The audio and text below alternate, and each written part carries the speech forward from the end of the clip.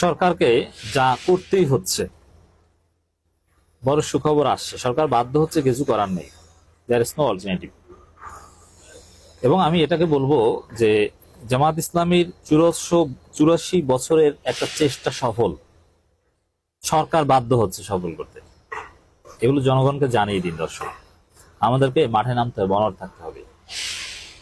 যে সংস্কার প্রস্তাবনাগুলো এসেছে, সুপারিশগুলো এসেছে, এটা সত্যি জামাত শিবির পার্সপেক্টিভে জামাত শিবিরের 84 বছরের স্বপ্ন পূরণ হতে যাচ্ছে। তারা তো ক্ষমতায় আসতে পারেনি, শুধু 4 ছক্কা মারতে পারেনি, ঠেকিয়েছে, ডিফেন্সিভ খেলেছে।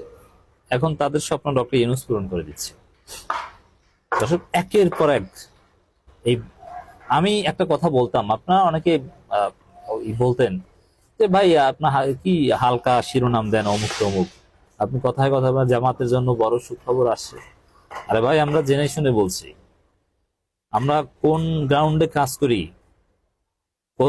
কতটুকু ইন্টেলেকচুয়াল গ্রাউন্ড আমরা রাখি, কতটুকু পাবলিক পারসেপশন বিবেচনা করি, এগুলো আমরা বুঝি ভাই, বাস্তবতা আছে।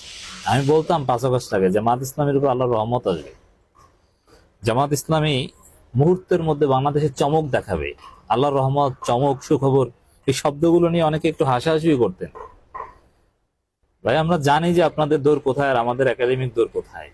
অতএব আমরা অনেক হিসেব নিকেশ করে বলেছি এবং যা বলছি সব এখন সত্য হচ্ছে। 7 জানুয়ারি নির্বাচনের পর বলেছিলাম যে সরকার 1 বছর বেশি ক্ষমতায় থাকতে পারবেনি, 1 বছরও থাকতে পারেনি। এবং জামাতের অফিস খুলবে, শিবিরের সদস্য সম্মেলন হবে 2 বছরের মধ্যে, কথা আমি স্পষ্ট বলেছিলাম।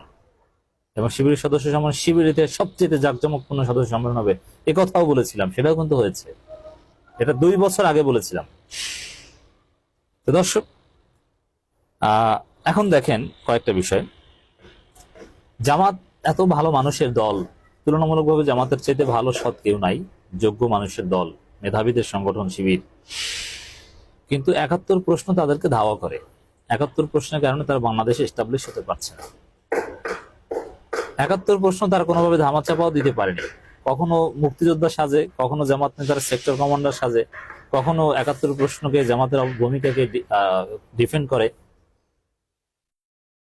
কোনো লাভ হয় না। মুক্তিযোদ্ধাদের জাতির শ্রেষ্ঠ সন্তান বলে মুক্তিযুদ্ধ সন্তানদের বৃত্তি রীতি দেয়, কোনো লাভ হয় না। জামাত স্বাধীনতা বিরোধী রাজাকার, এইটা কোনোভাবে এটা ঢাকতে পারে না।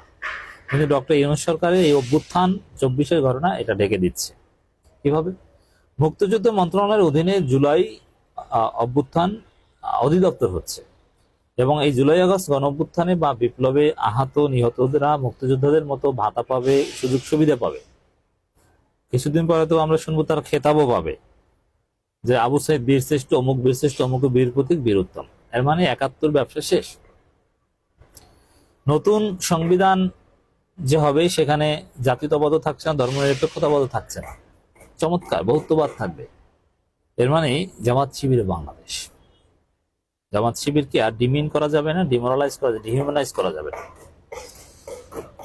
দর্শক, 54 বছর চেষ্টা করে জামাত যা পারেনি, এবার সফল হচ্ছে ডক্টর ইউনূসের হাত ধরে। জামাতের অবদান এটাই যে ডক্টর ইউনূস সরকারের ক্ষমতা এনেছে, জামাত হাসিনা পতন ঘটিয়েছে। এবং পলিটিক্যাল গ্রাউন্ডে, সাংবিধানিকভাবে রাষ্ট্রীয় এবং পলিটিক্যাল গ্রাউন্ডে জামাতের 54 বছরের স্বপ্ন পূরণ হতে যাচ্ছে জুলাই ঘোষণাপত্রের মধ্যে দিয়ে। দর্শক, জুলাই ঘোষণাপত্র আসবে, জুলাই ঘোষণাপত্র সরকার করতে বাধ্য হবে। ফরহাদ মাজারের একটা বক্তব্য আমি বিশ্লেষণ করছি এখানে। জুলাই ঘোষণাপত্র ছাড়া অন্তর্বর্তী সরকার অবৈধ, এর মানে সরকারের কিচ্ছু করার নেই, সরকারকে জুলাই ঘোষণাপত্র ঘোষণা করতে হবে, নাহলে অবৈধ। এই সংবিধানের মাধ্যমে, এই সংবিধানের অধীনে শপথ নিলে এই সংবিধানের মাধ্যমে সরকার বৈধতা দেয় সম্ভব না, ঘোষণাপত্র লাগবে। অতএব সরকারই বাধ্য হবে ঘোষণাপত্র দিতে। সরকার অলরেডি বলেছে দিবে। রাজনৈতিক দলগুলোর সাথে আলোচনা হবে, আলোচনার পরে ঘোষণাপত্র দিতে হবে, দিবে, কথা ক্লিয়ার, শেষ। এর মানে জুলাই ঘোষণাপত্র আসছে, সরকার দিতে বাধ্য হবে, মানে ফেসিলিটেট করতে। শিক্ষার্থীরা ঘোষণা করবে, সরকার ফেসিলিটেট করবে, সরকার ব্যবস্থা করে দেবে, খসড়া পাশ করিয়ে দিবে, রাজনৈতিক দলগুলোর মধ্যে একটা ইত্তেফাক তৈরি করে দেবে, রাজনৈতিক দলগুলো বাধ্য হবে। তো এটাই হচ্ছে এই ফরহাদ মাজারের যে কথা, যে ঘোষণাপত্র ছাড়া অন্তর্বর্তী সরকার হবে, মানে এটা হবেই, সরকার করতেই হবে। অতএব জামাত শিবির হিট, এখন আর ওই 71 নাই। ঘোষণাপত্র হওয়া মানে 24 নিয়ে কথা বলেন। 71 হয়ে যাবে 47-এর মতো জাস্ট ইভেন্ট। আর আমরা 71কে ধারণ করি, 71 সবাই আমরা মুক্তিযুদ্ধের পক্ষে এবং বাংলাদেশকে মেনে নিই, যত এটা কিন্তু রাজনীতি এমনিতেই থাকতে পারে না। জুলাই ঘোষণাপত্র ছাড়া অন্তর্বর্তী সরকারকে অবৈধ বলে মন্তব্য করেছেন লেখক, গবেষক ও বুদ্ধিজীবী ফরহাদ মাজার। আমি এর সাথে পুরোপুরি একমত। অন্তর্বর্তী সরকার, এটা আমি আগেই বলেছি, আপনি সর্বোচ্চ আপিল বিভাগের রেফারেন্স নিয়ে 3 মাস পর্যন্ত বলতে পারতেন যে এই সরকার বৈধ। 3 মাস পার হওয়ার পর ডক্টর ইউনূস সরকার বৈধ এই সংবিধান অনুযায়ী, এটা বলার কোনো সুযোগ নেই। সরকার অবৈধ, বিপ্লবী সরকার। অর্থাৎ ঘোষণাপত্র দিয়ে আপনার তার মাধ্যমে লেজিটিমেসি আনতে হবে, যেটাকে আমরা পপুলার ম্যান্ডেট বা পপুলার সাপোর্ট বলতে চাই। ইলেকট্রাল ম্যান্ডেট তো দরকার নেই সব ক্ষেত্রে। পাশাপাশি ডক্টর মোহাম্মদ ইউনূসের নেতৃত্বাধীন সরকারকে সেনা সমর্থিত বলেও মন্তব্য করেন তিনি। এই জায়গায় আমরা একমত নই। তবে এখানে আমার ভিন্ন মত হচ্ছে যে সেনাবাহিনীকে আমরা দেশ গঠনে আমরা কাজে লাগাবো। সেনাবাহিনী এলিয়েন নয়, আমাদের শত্রু নয়, তারা দেশ গঠনে আমাদের সহযোগিতা করবে।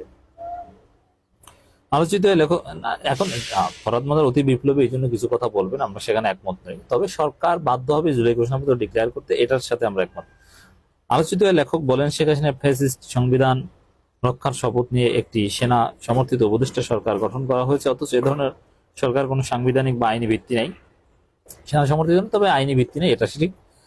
এবং আপিল বিভাগের রেফারেন্স কোথায় কে চেয়েছে কি, এগুলো শেখ হাসিনা কোথায় পদত্যাগ করেছে, এগুলোর কোনো প্রমাণ নেই, এগুলো সব ভুয়ো কথা। আইন কিংবা রাজনৈতিক প্রক্রিয়া উভয় দিক থেকে জুলাই গণঅভ্যুত্থানের ফলে এ ধরনের সেনা সমর্থিত উপদেষ্টা সরকার গঠন সম্পূর্ণ অবৈধ, অযৌক্তিক এবং কাণ্ডজ্ঞান বিবর্জিত। আংশিক একমত। সম্প্রতি সীমান্তে ভারতীয় সীমান্তরক্ষী বাহিনীর বিভিন্ন কার্যক্রমে বর্তমান সরকার বৈধতার প্রভাব বলে উল্লেখ করেন ফরহাদ মাজার। তিনি বলেন, ইতিমধ্যে বৈরী রাজনৈতিক বাস্তবতা এই অবৈধ সরকার প্রকট বিপদ তৈরি করে রেখেছে। সীমান্তে ভারতীয় সেনাবাহিনীর দাপট ও দম্ভতার প্রমাণ। এবং ভারত একটা কথা বলেছে যে নির্বাচিত সরকার আসলে ভারতীয় সেনাপ্রধান বলেছে যে সম্পর্ক স্বাভাবিক হবে। এটা আমাদের জন্য একটা অশনি সংকেত। বাংলাদেশের সাথে সম্পর্ক রাখবে, বাংলাদেশের ক্ষমতাকে, এটা যে ভারতের দরকার আছে, দরকার নেই। জুলাই ঘোষণাপত্রের মাধ্যমে সরকার পূর্ণ ক্ষমতা লাভ করবে উল্লেখ করে তিনি বলেন, ঘোষণাপত্র জনগণের ক্ষমতা জনগণের কাছেই ফিরিয়ে নেওয়ার গুরুত্বপূর্ণ রাজনৈতিক এবং আইনি অনুষ্ঠান। ঘোষণার অনুপস্থিতিতে সেনা সমর্থিত উপদেষ্টা সরকার বেআইনি, অবৈধ। ঘোষণাপত্রের মধ্য দিয়ে, গণঅভ্যুত্থানের মধ্য দিয়ে গঠিত সরকার পূর্ণ ক্ষমতা লাভ করবে দেশের জনগণ। হ্যাঁ, এই জন্য ওই ঘোষণাপত্রের মধ্য দিয়ে সরকার গঠিত হবে, তারা দেশকে রুল করতে হবে। এখন কিন্তু রুল করতে, যেমন বিএনপির কথার উপরে কোনো কথা বলতে পারে না, বিএনপি যে কোনো কাজ ঠেকিয়ে দেয়। রাষ্ট্রপতিকে পদত্যাগ করাতে পারে না, বিএনপি ঠেকিয়ে দেয়। আওয়ামী লীগকে নিষিদ্ধ করতে পারে না, বিএনপি ঠেকিয়ে দেয়। সংস্কার বাস্তবায়ন করতে দিবে না বিএনপি, ও মুক্ত, নানান কিছু। তো এখানে সরকারকে প্রয়োজনে বল প্রয়োগ করতে হবে। চাঁদাবাজি বন্ধ করতে দিবে না বিএনপি, থানাকে পদক্ষেপ নিতে দেয় না বিএনপি, সব বিএনপি বাগলা বাজায়। এই জন্য বলবো যে ঘোষণাপত্রের মধ্য দিয়ে সরকার স্ট্রং হলে তখন বিএনপি বাগলা বাজাতে পারবে না, এবং সরকার এটা কিছুদিনের মধ্যে ফিল করবে। বরং নির্বাচন আয়োজন করতে হলেই সরকারকে এই লেজিটিমেসি জায়গাটা স্ট্রং করতে হবে, তারপর নির্বাচন আয়োজন করতে হবে। অথচ সরকার বাধ্য হবে। এবং জুলাই ঘোষণাপত্র, জুলাই অভ্যুত্থান অধিদপ্তর এবং আহত নিহতদের ভাতা প্লাস তাদের বিশেষ সুবিধা, সংবিধান বা সংস্কার যে সুপারিশমালাগুলো, এগুলো আমি মনে করি জামাত শিবিরের 54 বছর যাবৎ তারা রাষ্ট্রের যতটুকু প্রভাবিত করতে পারেনি, ডক্টর ইউনূস সরকারের মাধ্যমে সেটা হচ্ছে। জামাত ক্ষমতায় না গেলেও জামাত যা চায় সেটা অনেকটা হয়ে যাচ্ছে, আলহামদুলিল্লাহ বলা উচিত।